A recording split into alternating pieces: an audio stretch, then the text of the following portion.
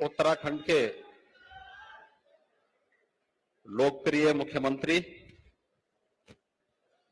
माननीय पुष्कर सिंह धामी जी,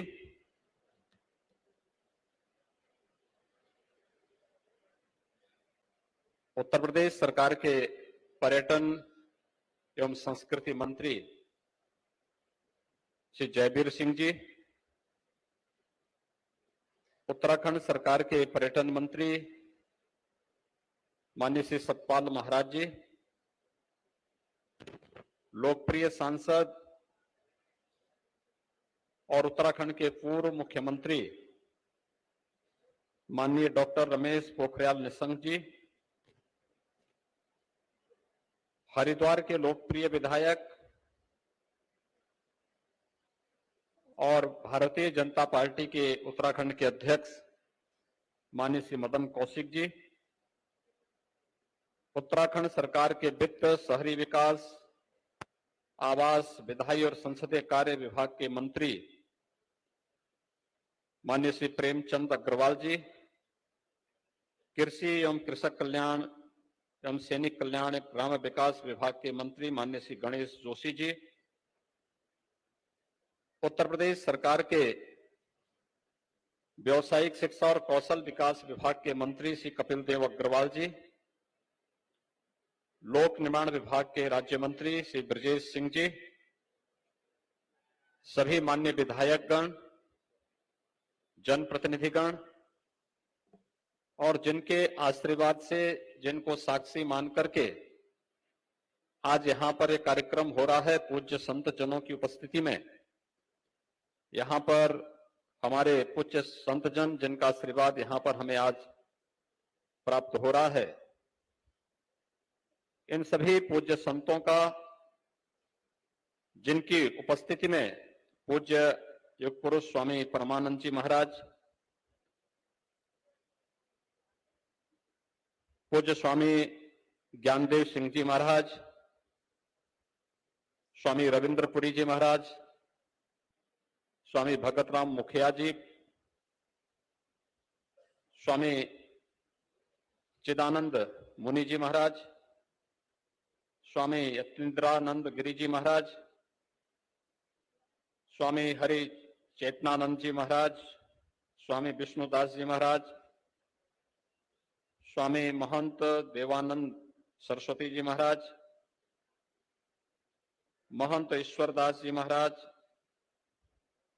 स्वामी शिव प्रेमानंद पुरी जी महाराज, महंत महेश पुरी जी महाराज, महंत अरुणदास जी महाराज, महंत चेताईनाथ जी महाराज, ऐसे सभी हमारे पूज्य संत जनों की एक लंबी श्रृंखला यहां पर है। मैं उन सबको नमन करते हुए उनका आज के इस कार्यक्रम में हृदय से अभिनंदन करता हूं, उनका हृदय से स्वागत करता हूं। आज का कार्यक्रम आपके सामने हमारे मंच पर अभी जिन महानुभावों का उद्बोधन आप सबको सुनने को मिला है, उससे बहुत स्पष्ट हो चुका है। उत्तराखंड बनने के बाद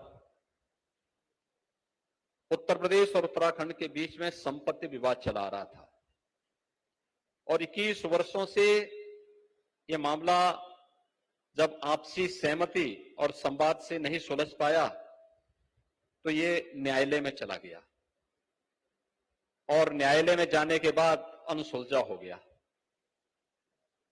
2017 में जब मुझे उत्तर प्रदेश का मुख्यमंत्री बनाया गया और उसी समय भारतीय जनता पार्टी की सरकार से त्रिवेंद्र सिंह रावत जी के नेतृत्व में उत्तराखंड में बनी, एक मामला सुप्रीम कोर्ट में जो चल रहा था, सुप्रीम कोर्ट ने बहुत तीखी टिप्पणी की थी। मुश्किल से सरकार बने हुए एक सप्ताह हुए थे, इस समय तीखी टिप्पणी हुई थी। तो मैंने अपने उत्तर प्रदेश सरकार के अधिकारियों से पूछा, मैंने कहा ये न्यायालय को, माननीय न्यायालय को इसमें इतनी तीखी टिप्पणी करने की आवश्यकता क्यों पड़ी? क्या हम इसका समाधान बैठ करके नहीं कर सकते थे? लेकिन जो अक्सर नौकरशाही की प्रवृत्ति होती है टाल मटोल करने की, और उसके कुछ समय के बाद मेरे पास उत्तराखंड के माननीय मुख्यमंत्री जी का भी फोन आया कि हम लोग इस मुद्दे पर बैठना चाहते हैं। मैंने कहा भी हम बैठ करके इसका समाधान हम भी चाहते हैं, और मैं आज धन्यवाद भी दूंगा और बधाई भी दूंगा श्री पुष्कर सिंह धामी जी को और उनकी पूरी टीम को कि यहां पर अलकनंदा उत्तराखंड सरकार को प्राप्त हो गया है और उत्तर प्रदेश को भागीरथी मिल गई है। भाइयों बहनों, भारत की जो जीवन धारा है, उस जीवन धारा की आत्मा है मां गंगा, और गंगा तब बनती है जब अलकनंदा और भागीरथी एक साथ मिलती है, तभी गंगा बनती है। तो ये भारत की एक उज्ज्वल जीवन धारा है, जिसको लेकर के जो प्रधानमंत्री मोदी जी की उस परिकल्पना को, एक भारत श्रेष्ठ भारत की परिकल्पना को साकार करता है कि लोकतांत्रिक रूप से चुनी गई सरकारें अपनी समस्या का समाधान संवाद के माध्यम से करेंगे, और संवाद के माध्यम से समस्या का समाधान का एक उत्कृष्ट उदाहरण आपके सामने इन दोनों सरकारों ने एक साथ मिलकर के किया है कि आज से अलकनंदा उत्तराखंड सरकार के लिए और भागीरथी का जो नया निर्माण हुआ है, ये उत्तर प्रदेश सरकार के लिए यहां पर आज समर्पित किया जा रहा है। एक बहुत बड़ा अवसर है दो राज्यों के बीच में आपसी संवाद से समस्या का समाधान निकालना, और नहीं तो ये अंतहीन सिलसिला चलता, लोअर कोर्ट में, फिर हाई कोर्ट में, फिर सुप्रीम कोर्ट में, फिर सुप्रीम कोर्ट एक बार फैसला देता, फिर रिवीजन में लोग जाते, फिर उसके बाद जो है तमाम अन्य उसमें उलझाने के लिए 10 बहाने होते हैं। लेकिन हम लोगों ने मोदी जी से एक ही बात सीखी है कि मामले को उलझाना नहीं है, बल्कि उसकी जड़ में पहुंच करके उस समस्या का हमेशा के लिए समाधान निकालना है, और उसका समाधान के रास्ते पर उत्तर प्रदेश और उत्तराखंड सरकार दोनों मिलकर के आगे बढ़ रही हैं, जिसमें आज अलकनंदा जो होटल है वह उत्तराखंड सरकार को, आज मैंने यहाँ पे उत्तराखंड के मुख्यमंत्री जी को उसकी चाबी सौंपी है। अब उत्तराखंड में अलकनंदा होटल का पूरा मुनाफा उत्तराखंड सरकार ले, और उत्तर प्रदेश अपना पर्यटन आवास गृह के रूप में इस भव्य भवन को, जो आज पूज्य संतों के आशीर्वाद से यहाँ पर आज प्रारंभ हो रहा है, वह उत्तर प्रदेश वासियों के लिए यहाँ पर निर्मित होकर के हम यहाँ पर उत्तर प्रदेश को उपलब्ध करवा रहे हैं। एक साथ ये प्रक्रिया संवाद के माध्यम से समाधान के रास्ते पर निकल सकती है, और उसी समाधान के रास्ते को आगे बढ़ाते हुए हम लोगों ने ये कार्य किया है।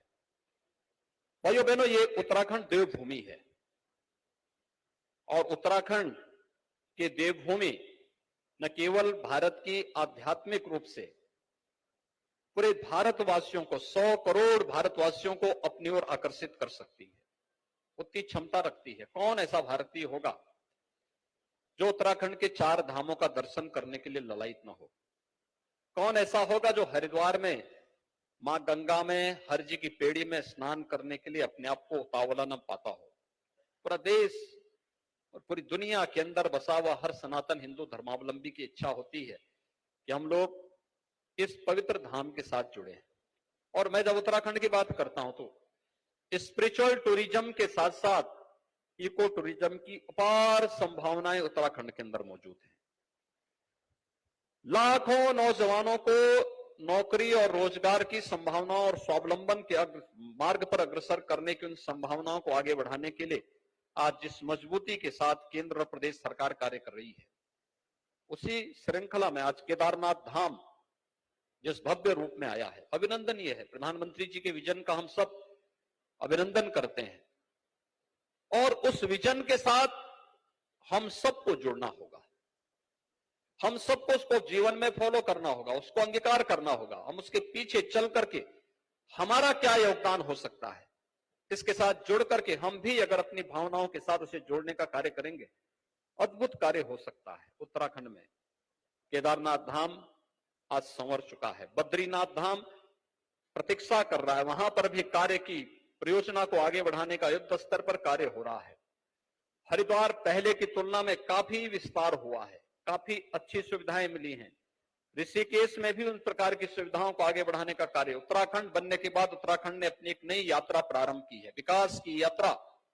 यहाँ की सुख और समृद्धि का आधार बने, ये हम सबके लिए अत्यंत महत्वपूर्ण है। और उसी दृष्टि से आज का एक कार्यक्रम उसी श्रृंखला को आगे बढ़ाने का एक अभियान भी है।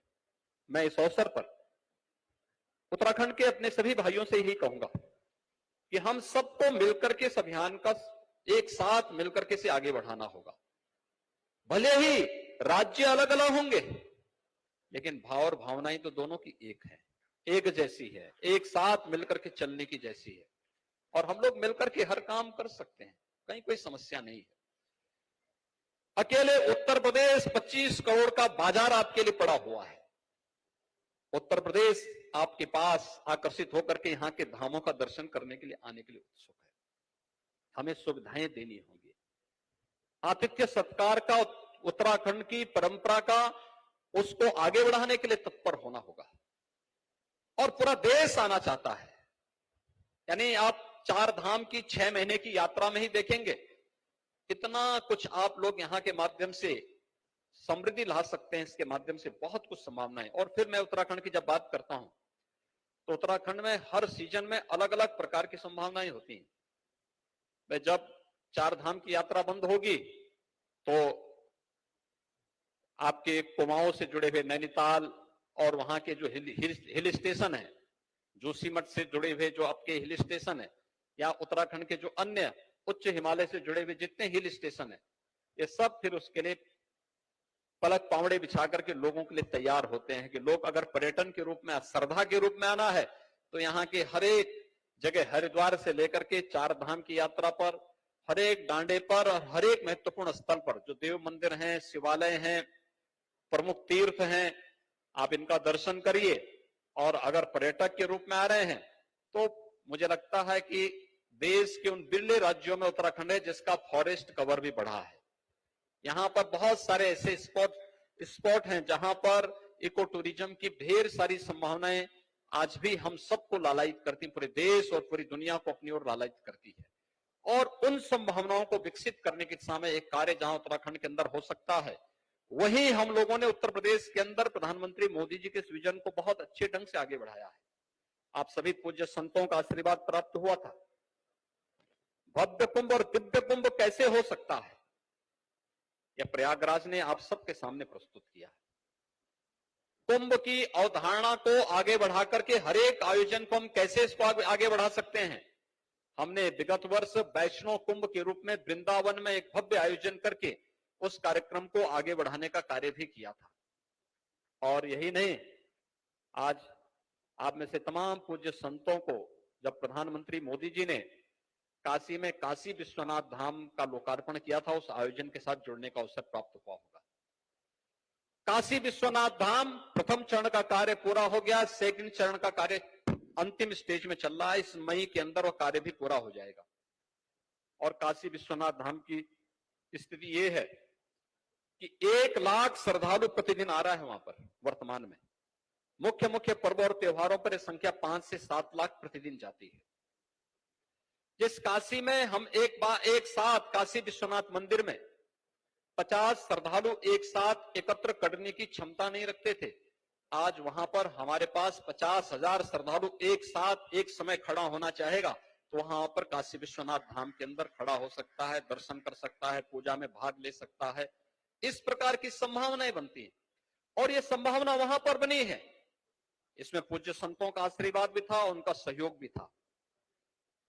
ये हो सकता है काशी के विकास में इससे योगदान होगा, लेकिन इस प्रकार का कार्यक्रम हमारे पूज्य संतों का सम्मान भी बढ़ाता है, उनके गौरव में वृद्धि करता है, उनके प्रति लोगों की धारणाओं को बदलता है। आज काशी विश्वनाथ धाम भव्य रूप में देश और दुनिया के सामने है। अयोध्या में मर्यादा पुरुषोत्तम भगवान श्री राम के भव्य मंदिर निर्माण के साथ अयोध्या दुनिया की सबसे सुंदरतम आध्यात्मिक और भौतिक नगरी के रूप में विकसित होती हुई दिखाई दे रही है। आप अयोध्या को देखेंगे, बहुत अच्छे ढंग से अयोध्या संवर रही है, नए उस पर आ रही है। मथुरा, वृंदावन, गोकुल, बरसाना, इस सब के विकास की कार्य योजना हमारी लागू हो चुकी है। ये सभी कार्य वहां लागू हो चुके हैं।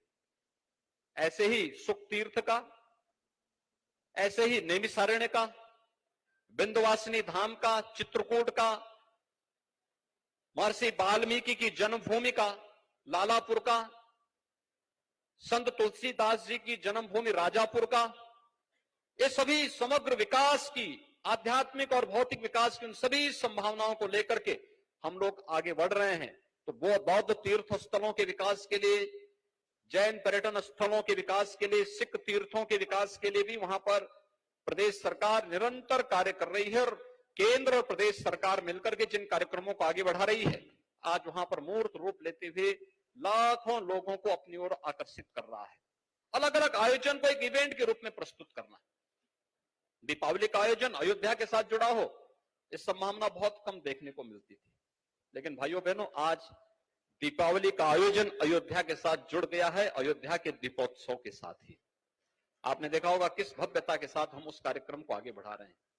ऐसे ही होली का आयोजन वृंदावन और बरसाना के साथ जुड़े, ये नहीं होता था, लेकिन अब जुड़ चुका है। होली का उत्सव बरसाना के साथ जुड़ चुका है। ऐसे ही देव दीपावली उत्तराखंड में ही मनाई जाती है, लेकिन देव दीपावली की जब चर्चा हो रही है तो देव दीपावली काशी की मनाई जाती है। काशी की भव्य स्वरूप आप सबको देखने को मिलता होगा, काशी की देव दीपावली। हर एक आयोजन को, कृष्ण जन्माष्टमी, भगवान कृष्ण का जन्म उत्तर प्रदेश में हुआ, तो उत्तर प्रदेश के अंदर कृष्ण जन्मोत्सव का कार्यक्रम को भी इसी रूप में हम लोग लेने का कार्य कर रहे हैं।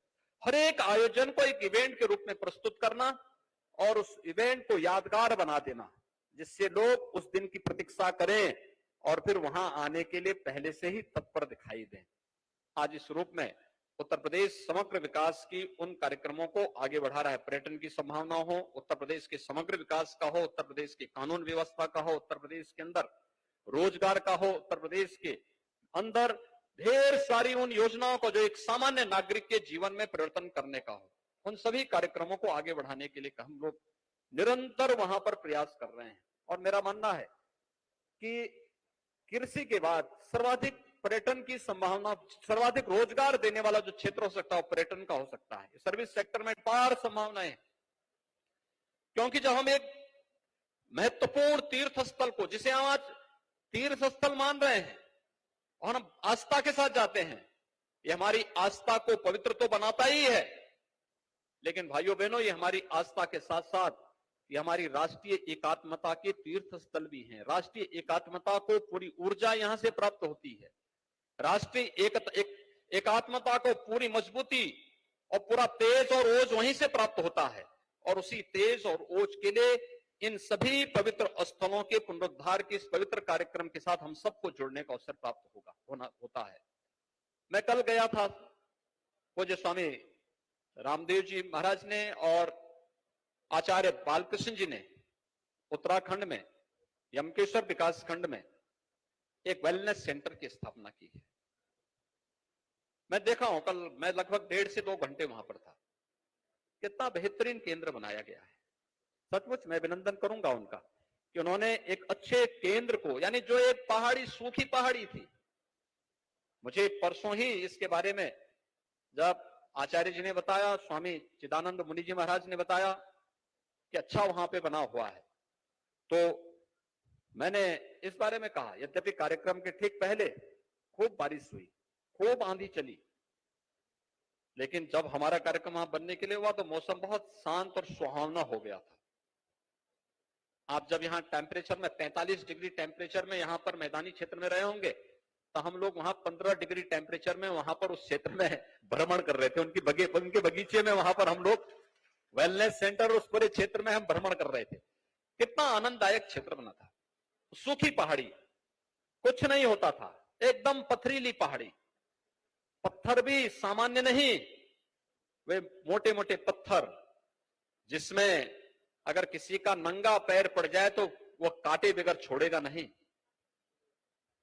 उस पथरीली जमीन पर आज कल मैं देख रहा था, मैंने वहां पर आड़ू खाया, खुमानी खाया। खुमानी मुझे परसों भी वहां खाने का अवसर प्राप्त हुआ था। और कल मैंने फल देखे, वहां नींबू की अलग अलग वैरायटी देखी, चंदन के पेड़ देखे, 40,000 से अधिक वृक्ष, चंदन है, अरारोट है, आंवला है, नींबू है, खुमानी है, आड़ू है, ऐसी अलग अलग वैरायटी की पूरा जंगल लहराता हुआ दिखाई दे रहा। और आप अन्य पहाड़ियों से उसकी तुलना करेंगे तो एक नई आध्यात्मिक ओज वहां पर देखने को मिल रहा है कि किसी ऋषि की कर्म साधना का यह वास्तविक क्षेत्र बना हुआ है।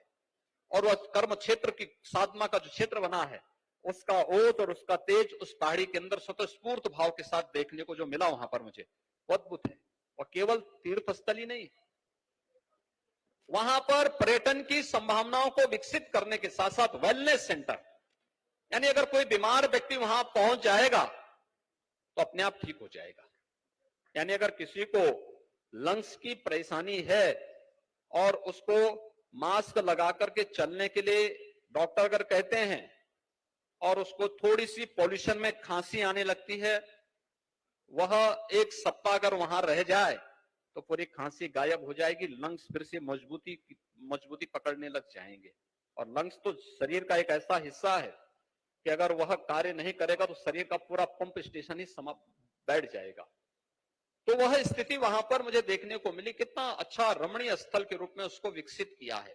यह पर्यटन के साथ साथ वेलनेस सेंटर के साथ साथ वह उत्तराखंड के पलायन को रोकने और उत्तराखंड के अंदर आत्मनिर्भर भारत की प्रधानमंत्री मोदी जी की परिकल्पना को साकार करने का एक सेंटर स्थापित हो सकता है। और उस प्रकार के अनेक सेंटर विकसित किए जा सकते हैं जो उत्तराखंड के नौजवानों को रोजगार और नौकरी तो देगा ही, साथ साथ आरोग्यता के लिए उत्तराखंड की भूमि पर देश को आमंत्रित करने, एक तरफ चार धाम की यात्रा चलेगी और दूसरी तरफ आरोग्यता की यात्रा भी चलेगी। एक साथ दोनों जब बढ़ेंगे, हम आस्था के साथ साथ आरोग्यता को भी जोड़ करके इस कार्यक्रम को आगे बढ़ाएंगे तो उसके बेहतरीन परिणाम वहां पर देखने को मिलेंगे। और एक अच्छा प्रयास वहां पर हुआ है। मैं इसके लिए स्वामी जी का और आचार्य जी का हृदय से अभिनंदन करता हूं कि उन्होंने उस कार्यक्रम को वहां पर बढ़ाने का कार्य किया है। भाइयों बहनों, ऐसी अनेक संभावनाएं अलग अलग क्षेत्र में बन सकती है। मैं देख रहा था उत्तराखंड में अलग अलग व्यक्ति अपने तरीके से कुछ नया करने के लिए तैयार है। एक नया उत्तराखंड, और डबल इंजन की सरकार है, इसका लाभ तो मिलना ही मिलना है।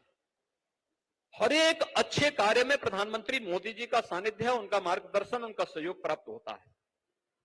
आज का जो एक कार्यक्रम है, यह एक भारत श्रेष्ठ भारत की प्रधानमंत्री मोदी जी की परिकल्पना को ही साकार करने का उत्तर प्रदेश और उत्तराखंड का एक सामूहिक पहल का परिणाम है, जिसमें हम लोगों ने इस कार्यक्रम को विस्तार से यहां पर प्रस्तुत किया है और ये चीजें आप सबको देखने को मिली है। मैं विश्वास के साथ कह सकता हूं कि जैसे आज अलकनंदा यहां पर हमने उत्तराखंड सरकार को सौंपा है और माननीय मुख्यमंत्री उत्तराखंड श्री पुष्कर सिंह धामी जी को उसकी चाबी सौंपी गई है कि अब इसको आप लीजिए, यह आपकी परिसंपत्ति भी उत्तर प्रदेश भागीरथी को लेकर के अपनी यात्रा को आगे बढ़ाएगा।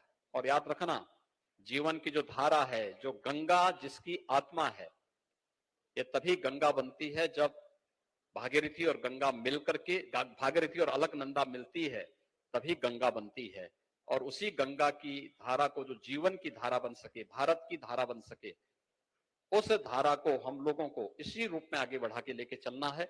जितनी भी हमारी समस्याएं हैं, वे सभी समस्याएं बहुत अच्छे ढंग से समाधान की ओर बढ़ी हैं और उसका समाधान, सबका समाधान होगा। हमने कहा ना, हम समस्याओं को छोड़ते नहीं, ध्यान से सुनेंगे, लेकिन समाधान उसका इस रूप में निकालेंगे कि हर पक्ष अपने आप को संतुष्ट महसूस करेगा और हर व्यक्ति प्रफुल्लित महसूस करेगा। और यह स्थिति रही। मैं आप सबका हृदय से धन्यवाद ज्ञापित करूंगा। पूज्य संतों का खास तौर पर उनका आशीर्वाद आज यहां प्राप्त हो रहा है। मैं पिछले 3 दिन से उत्तराखंड में हूं और पिछले 3 दिन से मुझे उत्तराखंड में अलग अलग जगहों पर देखने को जगह जाने का अवसर प्राप्त हुआ है और मुझे बहुत अच्छा लगा कि ये मेरी मातृभूमि भी है और मेरी मां भी यही निवास करती है।